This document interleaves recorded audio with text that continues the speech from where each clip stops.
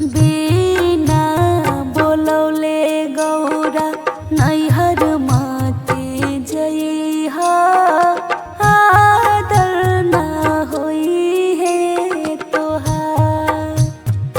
जाए के जइहा भले दुई चार दिन रहिहा, भले नैहर स्वर्ग तोहार।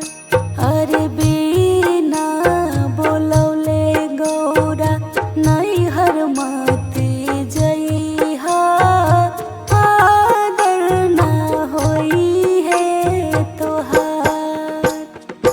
माई बाप भाई चाहे भौजाई, कैसे बदल सभे जाला हो। कैसन दुनियादारी हो, दुश्मन लगे दुलारी हो। मानवा के बतियाना के करो से